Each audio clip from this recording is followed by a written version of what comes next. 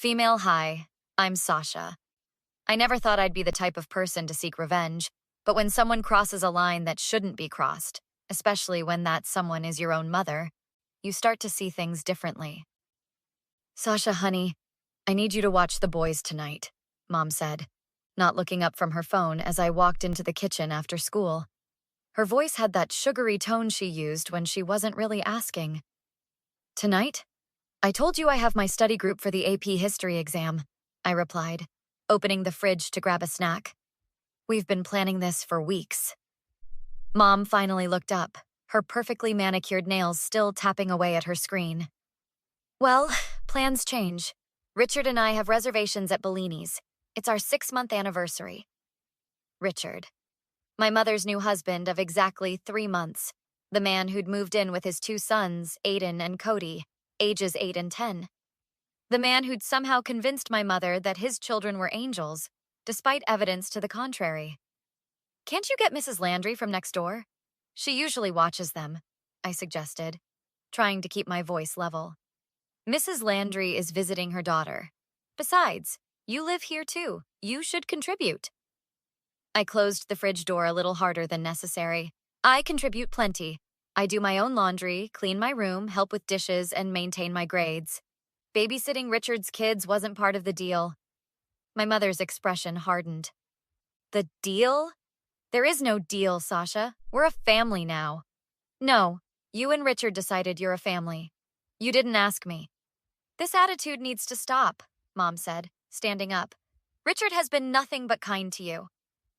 Richard barely acknowledges I exist unless he needs something, I countered. And his kids destroyed my science project last week, the one worth 20% of my grade. They're just being boys, Sasha. They're adjusting.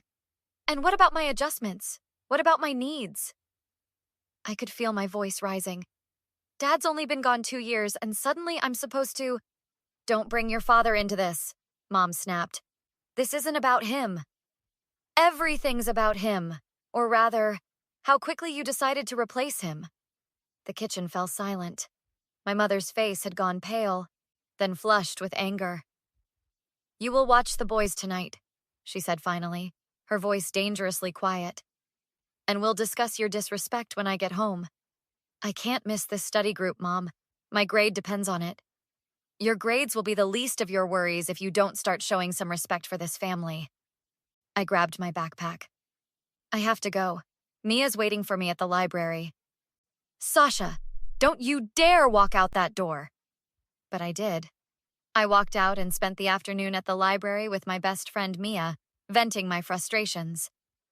Your mom's been different since Richard, Mia observed, twirling her purple-streaked hair.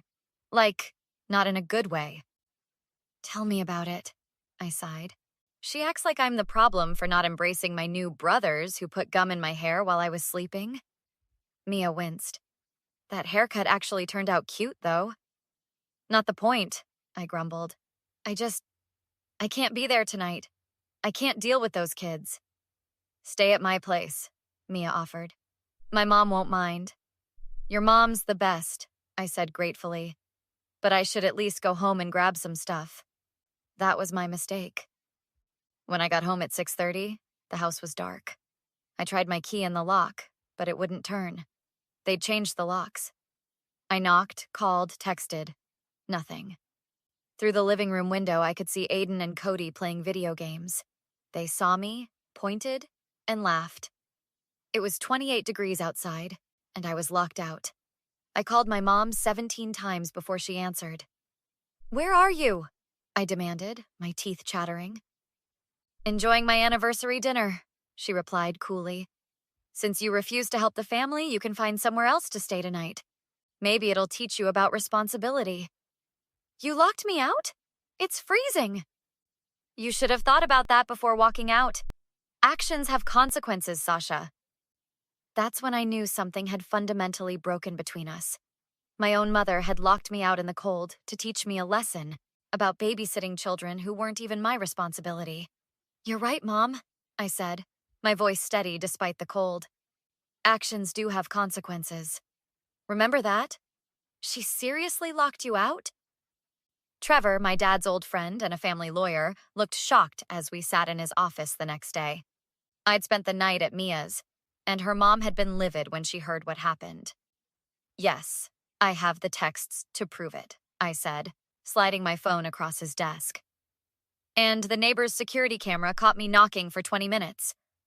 Trevor scrolled through the messages, his expression darkening. This is concerning, Sasha. Very concerning. Is it illegal? I asked, leaning forward. I'm 17. She's still legally responsible for me, right? Absolutely, Trevor confirmed, handing back my phone. This could constitute child endangerment and neglect. Locking a minor out in freezing temperatures as punishment is not acceptable parenting. So what can I do? I twisted the friendship bracelet Dad had made me years ago. I can't keep living like this.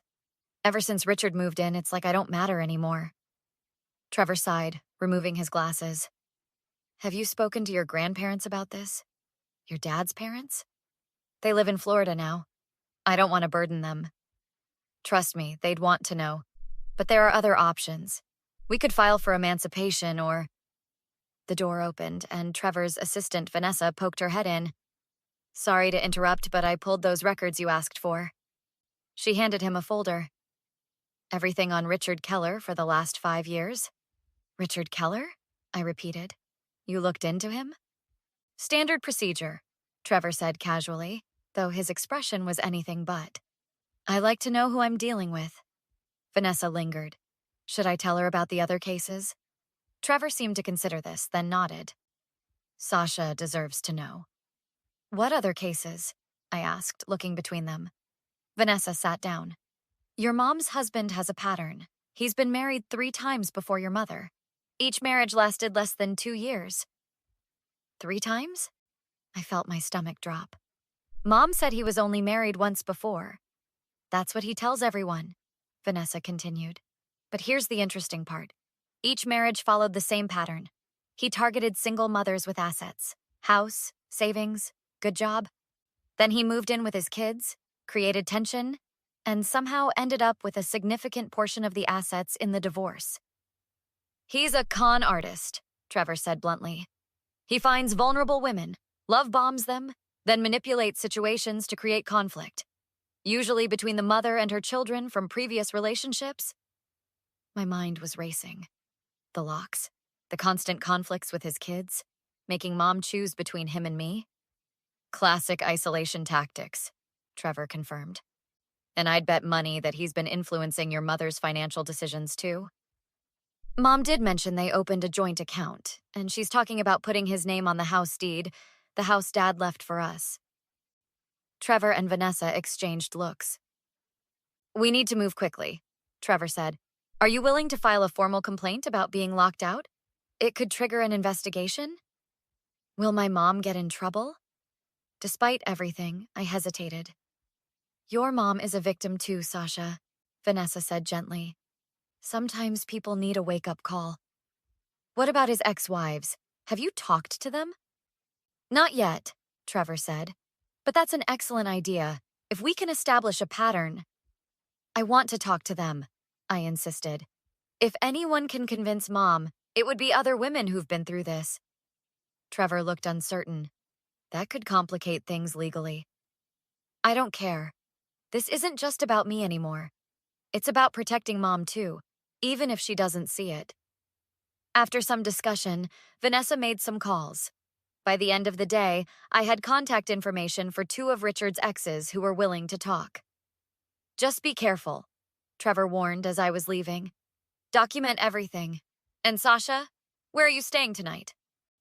With Mia still. Mom texted that I can come home if I adjust my attitude. Stay with Mia, he advised. We'll file emergency papers tomorrow for temporary guardianship with her family if they're willing. As I left Trevor's office, my phone buzzed with a text from an unknown number. This is Laura, Richard's second wife. I hear you want to talk. Trust me. You have no idea what you're dealing with. He took everything, Laura said, stirring her coffee in the small cafe where we'd agreed to meet. She was younger than I expected, maybe early 30s, with tired eyes and nervous hands. My savings, my house, even my relationship with my daughter. Beside her sat Diane, Richard's first wife, older and more composed, but with the same haunted look. Richard's pattern is methodical. First, he's Prince Charming. Then come the financial entanglements. Finally, he creates divisions in the family. That's happening already, I confirmed. Mom's talking about adding him to the house deed. Don't let her, both women said simultaneously. How did you two connect? I asked, curious. Diane laughed humorlessly. Credit bureau. I was investigating why my credit score tanked after our divorce and found Laura's name linked to mine through Richard's financial maneuvers. We've been warning people ever since. There's a third ex-wife, Laura added. Melissa, she wouldn't talk to us. Too ashamed, I think. So what's the plan? I asked, pulling out the notes I'd made with Trevor. I have documentation of the lockout incident, text messages showing it was deliberate, and it won't be enough, Diane interrupted. Richard is very good at making women look unstable. He'll convince your mother you're exaggerating. We need to confront them together, Laura suggested. All of us with evidence when he can't squirm away. I'm not sure, I hesitated. My mom might shut down if she feels ambushed. Trust me, Diane said firmly. Gentle approaches don't work with Richard's victims. They need to see the pattern clearly, from multiple sources. We spent 2 hours planning. When I returned to Mia's house that evening, everything was arranged. Trevor had secured temporary emergency custody with Mia's mom, giving us legal protection. The confrontation was set for the next day, Saturday, when both Richard and Mom would be home. The next morning, my stomach was in knots as I approached my house with Diane, Laura, Trevor, and Mrs. Chen, Mia's mom, who now had temporary custody of me. I knocked on the door, my heart pounding. Richard answered, his face darkening when he saw me. Sasha, finally decided to... He stopped cold when he noticed the people behind me. Hello, Richard? Diane said pleasantly. Long time no see? The color drained from his face. What is this? We need to talk to my mother, I said firmly. All of us. Diane? Laura? Mom appeared behind Richard, confusion written across her face. What's going on? Can we come in? Trevor asked, his tone professional. Or would you prefer we have this conversation on the doorstep where the neighbors can hear? Mom hesitated, then stepped back. Come in. Once seated in the living room with Richard looking increasingly cornered, I started. Mom, I need you to listen. Really listen. Richard isn't who you think he is. Here we go, Richard scoffed. More teenage dramatics. Actually, Trevor interjected, placing a folder on the coffee table. This is legal documentation. Richard has been married 3 times before you, not once as he claimed. That's ridiculous, Richard sputtered, but his eyes betrayed him. Is it? Laura opened her purse and removed photos of her wedding to Richard. Or this. Diane added her own documentation, divorce papers, financial records showing how Richard had systematically drained her accounts. Mom looked bewildered. Richard? What is this? They're lying, he insisted, but his confidence was cracking. Bitter ex-wives trying to ruin my life. All 3 of us? Diane asked coldly. With identical stories? Identical documentation? And identical methods, I added, pulling out my phone. Like locking children out to create family conflict? Actions have consequences, right, Mom? That's what you said when you left me in 28-degree weather. Mom flinched. I was angry. I didn't think... You didn't think because he didn't want you to think, Mrs. Chen interrupted. My daughter found Sasha shivering on our doorstep. Do you know how dangerous that was? I'm sorry, Don't apologize, Richard cut in sharply. This is clearly a setup. Is this a setup too? Trevor asked, producing more documents. Records showing you've transferred over $30,000 from your joint account to a private one in just the last month? Mom's head snapped toward Richard. What? Richard's face contorted with rage. You ungrateful little... He lunged toward me. Trevor stepped between us as Richard's control finally shattered. Don't touch her! This is my house! Richard shouted, shoving Trevor hard. "You all need to leave. Now!" "Actually," I said calmly, "it's Mom's house. Dad left it to her, and you just committed assault in front of multiple witnesses, including a lawyer." "I never thought it would end like this," Mom said 3 weeks later as we left the courthouse. Richard had been arrested for assault after his outburst and was now facing multiple fraud charges. His kids were with their biological mother, who'd apparently been searching for them for years. "The DA is pursuing criminal charges," Trevor explained as we gathered in his office. "With 3 ex-wives testifying and the documentation we've gathered, he's looking at serious time." "What about our finances?" Mom asked quietly. "We've recovered about 60% of what he transferred out," Trevor said. "And the house is safe. He never got on the deed, though he was planning to refinance without your knowledge." "I was so stupid," Mom murmured. "No," I said firmly. "You were grieving. He targeted you because of that." Mom squeezed my hand. "I don't deserve your understanding, Sasha. Not after what I did. You were a victim too, but now we both need to heal." I continued staying with Mia and her family while Mom and I worked with a therapist. The judge had granted restraining orders against Richard for all of us, and the investigation was uncovering similar patterns across all his marriages. "Do you consider this revenge successful?" Mia asked one evening as we sat on her porch. "You didn't actually plan to take Richard down when this all started." I thought about it, watching the sunset. "I think revenge implies wanting someone to suffer. I just wanted the truth to come out and for my mom to be safe." "But you must feel a little satisfied," she pressed, "seeing him get what he deserves." "I'm satisfied that he can't hurt anyone else," I replied, "and that my mom and I have a chance to start over." "So what happens now?" I smiled slightly. "Now we rebuild, one conversation at a time." The truth is, revenge wasn't what I needed after all. Protection was. Justice was.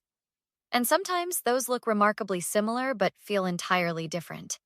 Have you ever found yourself seeking revenge only to discover you really wanted something else entirely? Let me know in the comments below.